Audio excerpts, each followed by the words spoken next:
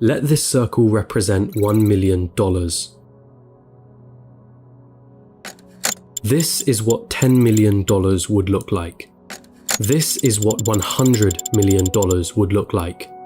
And this is what $1 billion would look like.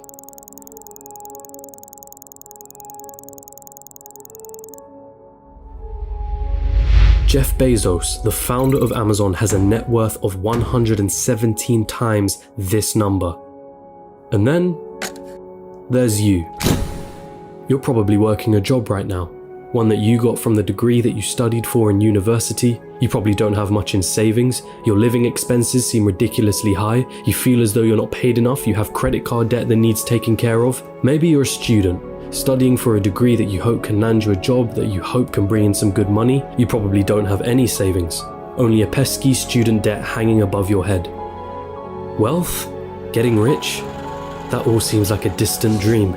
How did they do it, you ask yourself? Seeing all those millionaires, billionaires, especially the ones who got there at such a young age, it baffles you, it makes you angry. They got lucky, they were born into wealth, they cheated their way to the top. That money doesn't make them happy. Money is evil anyway. I'm not smart enough, I'm just unlucky.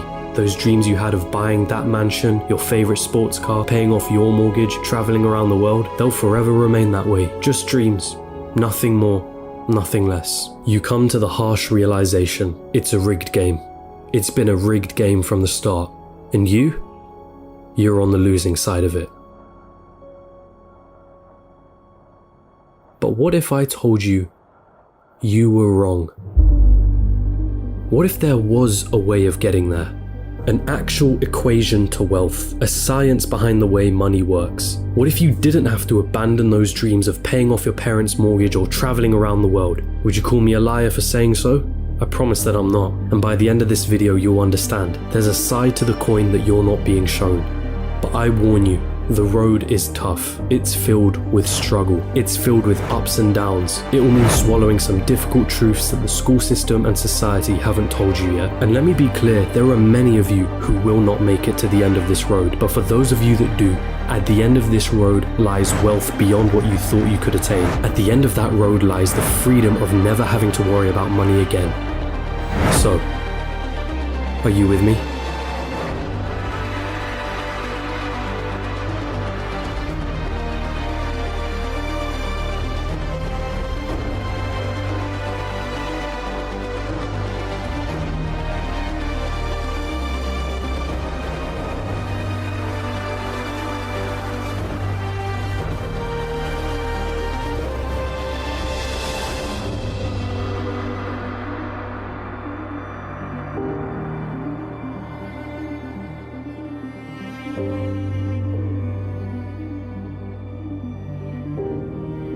Still with me?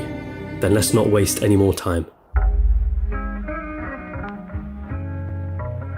What do you really think about money? Is it something you work for? Is it earned or is it inherited? Is it the root cause of all evil? Are you desperate to have more of it? Have you been chasing it most of your life? Truth is, most of what you think about money has been influenced by your upbringing and environment. If you were born into a family that didn't have much money growing up, then you're more inclined to believe that you too will not grow up to have much money. Or perhaps you went on the complete opposite end and decided to make as much money as you can so that you will never be in that position again. The fact that your school didn't teach you much about this subject doesn't help things. And because of this, most of you are going to have false beliefs about money that aren't going to help you on this journey. Now stick with me here, because we're going to have to change the way you've been seeing money your whole life. Hollywood has always had a habit of depicting the wealthy and rich as evil, backstabbing, entitled, or corrupt individuals. If you won't get me a squirrel, I'll get one myself. Question is, have you bought into that stereotype? A recent report released by WealthX showed that of the world's ultra-wealthy, those that had a net worth of 30 million or more, 68% of them were self-made. And it seems like every other study backs up this conclusion. Warren Buffett? Self-made billionaire. Howard Schultz? Born in poverty. Oprah Winfrey? Born in poverty. Jeff Bezos? Self-made billionaire. Elon Musk? Self-made billionaire. Sarah Blakely? Self-made billionaire. What is it that these people know that you don't? Truth is, your equation is all wrong. Here's the two-dimensional equation that you've been taught. Money equals salary earned from a job. Past a certain point, the prospect of getting a job becomes the sole purpose of your education. So what's wrong with that, you ask? I'm gonna assume that if you're watching this, you want to make money, a lot of it, and in as short amount of time as possible. If that is your goal, then this equation for generating money will never get you there. We all have one precious resource, the most important resource of all, and once it's gone, there's no way of getting it back. That resource is time. In a standard job, the amount of money you earn is dependent on the amount of time you put into that job. If you earned $20 an hour and worked 40 hours a week, it would take you nearly 24 years to reach a total of $1 million. But that is without subtracting any taxes or any expenses that you will incur over 24 years. And let's not forget that inflation would make your $1 million less valuable. The reality is that on a salary of $20 an hour, you can only really be a millionaire at an old age by living frugally. And most of that precious resource known as time has slipped through your fingers. You traded all that time for money, and it wasn't even a substantial amount either. So again, you ask yourself, how is it then that there are self-made millionaires and billionaires at such young ages? What makes them so different? And the truth is, they have a better equation than you. They have a way of understanding money that you haven't quite grasped yet.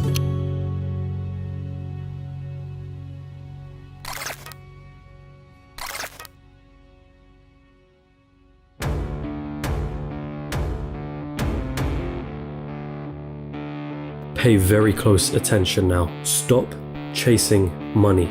In a capitalist society, the rules of the game are as follows. You are paid in proportion to the perceived value that you have. And the people that perceive your value, they are the market, the consumers of the economy. The market is you, your friends, your family, your neighbors, your country. People complain that football players are overpaid, but for players to be paid millions, there has to be a market for the football industry in the first place. People have to see the value in football in the first place for them to want to spend money on matches and merchandise. And if the market has a high demand for football, guess what happens to the players who are at the top of their game? They are paid generously for it. It's not about how hard you work. The cleaner that's sweating and tiring himself out every day is paid far less than the accountant sitting behind a desk. Why? Because the market perceives the value of what the cleaner does to be far less than the accountant. As harsh as it may sound, the cleaner can be replaced by anybody. It isn't difficult to learn how to do his job, and therefore the market will not pay him more than the accountant, the guy who spent years studying numbers, the guy who has saved his clients thousands on their taxes. But even so, we just discussed how getting a job isn't the right equation to amassing a great amount of wealth in a shorter period of time. So then how can we increase our perceived value? What is it about people like Elon Musk or Jeff Bezos that makes their perceived value so high? The first step to this equation of wealth is quite simple. If you want money, solve problems. If you take a second to digest this statement, you'll realize that just about all money runs from this basic premise. If it solves a problem, money will be thrown at it. If it's $1 million problem, then the solution will make you millions. If it's $1 billion problem, then the solution will make you billions. Think about all the problems that a site like Amazon solves. The hassle of going to a store, the hassle of having to wait weeks for a delivery, cheaper prices, and so on. Not to mention all the other companies that Amazon owns and the problems that those companies solve. Jeff Bezos helped solve $1 billion problem and was rewarded favorably for doing so. I see what you did. If you've been chasing money, then you've been doing it all wrong. It sounds almost paradoxical, but if you want money, it isn't money that you should be looking for. You should be looking for problems, and more importantly, solutions to those problems. And once you've found that solution, make a business around it. Wait, so that's it? Just solve problems and money will appear? So I'm gonna have to create the next Amazon for me to be rich, or the next Facebook or Google? You've gotta be kidding me, right? I don't even know how to code. I don't even have the money to start something of that scale. Hold on. You're once more going into old patterns of thinking. Start with a problem. Always start with a problem. Listen to the market around you. What are people saying they don't like? What are people saying they wish existed? What are people saying frustrates them? What do people think is incredibly inconvenient? Is that a problem that you can solve? And also, is it a problem that is worth solving?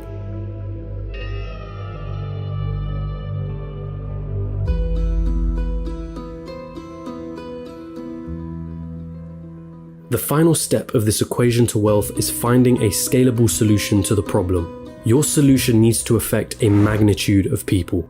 Starting a restaurant? That's not scalable. You're constrained to the local area and the footfall of that area. But a franchise? Now that's more scalable. Is your solution a piece of software? Then that means once that software has been built, you can scale it infinitely online without needing to worry about things like production or shipping costs, as it's all done virtually. Good luck finding infinite scale with a job. But be careful. Does your solution require your time to generate money? Let's say you were a yoga teacher that charged $100 per hour. Congratulations, you only made yourself another job disguised as a business. There's only a certain amount of lessons that you can feasibly do in one day, and therefore your income is time-bound. But if you created an online yoga class that ran 24/7 with lessons you only had to create once, now that is scalable. Scaling your solution is critical here, so do not get lost on this point. Automation also plays an important role. Systems and processes will keep your business running like a smooth machine if implemented properly. If there is something in your business that you can outsource to somebody else or hire an employee to do it for you, assuming it financially makes sense for you to do so, then do it. Tasking yourself with everything is a bad thing. As much as you may think you're the best, there's someone out there that can do a better job than you. Once you've found a solution, it's your job to make sure that solution can be accessed by everyone in your market. It's not about your ego, and it's not about what you're passionate about. The market doesn't care about your passions. So now that you have your profitable business running with the right systems and processes in place, it's time to move on and reap what you sowed.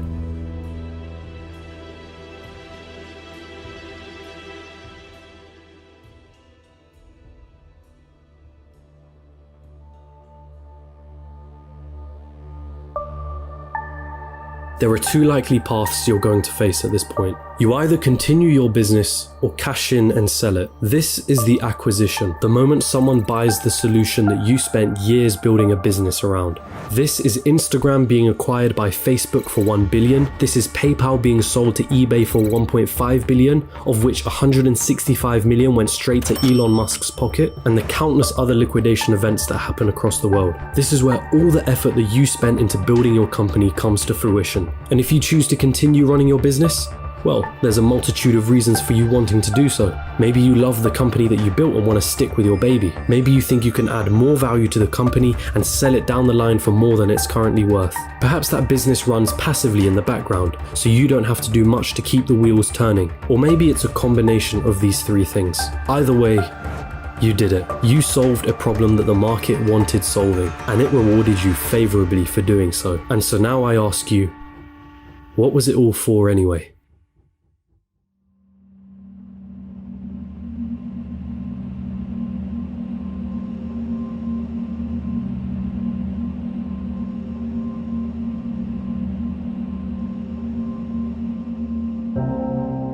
For most of you, it was never about the money. Money is just a piece of paper, a number on a screen. Its value is only backed up by our belief in its value.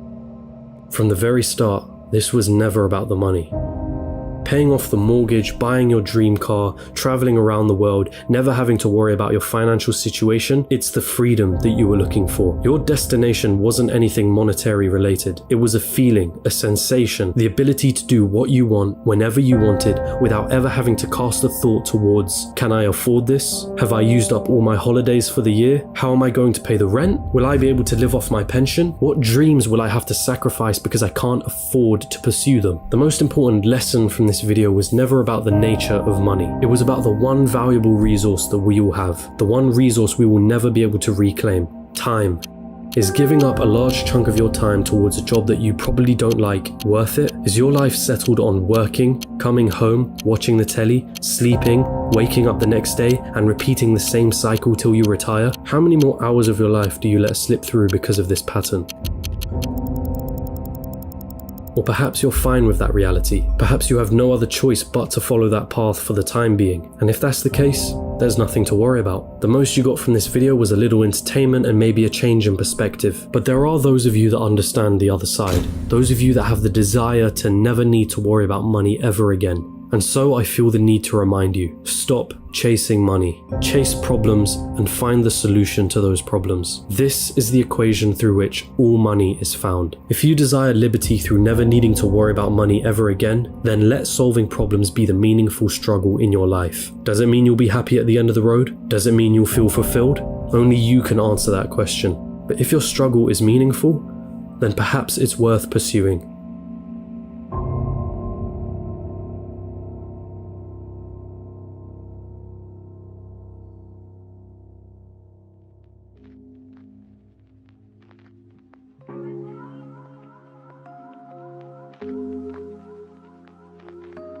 And there it is, your equation to wealth. Of course, I missed out on a lot of intricacies in this video. The topics of business, money, entrepreneurship are far too vast for me to cover in a single video like this. But if you do want to get started on this journey, I do recommend you read the works of MJ DeMarco, who heavily inspired me to create this video. And it's also important to come back to an original point that I made at the start of this, which is that most people will not succeed for various reasons. But the most important part is failing fast, and moving on to the next thing. And if you're out there doing something that isn't strictly related to a business, but you want it to make money, then asking yourself the question of what problems am I solving could lead you to find ways of better monetizing whatever it is that you're doing. And that also includes a job and a career. If you can solve more problems and find more solutions at your place of employment, you have something that you can use to leverage a higher salary. But I will end this all on the same message that I have repeated numerous times in this video. Stop chasing money and start chasing solutions to problems. Hey, you've arrived at the end of the video, and thank you so much for watching, but don't click off just yet. I do want to take the time to say thank you very much for watching to the end. These things take quite a few sleepless nights to research, script, film, and edit, so you can't imagine how much I really do appreciate your support. If you genuinely enjoyed this video, then don't be shy, hit the like button, and if you disliked it, hit the dislike button twice just to be sure, and comment down below and let me know why. My goal with this channel has been to create entertaining,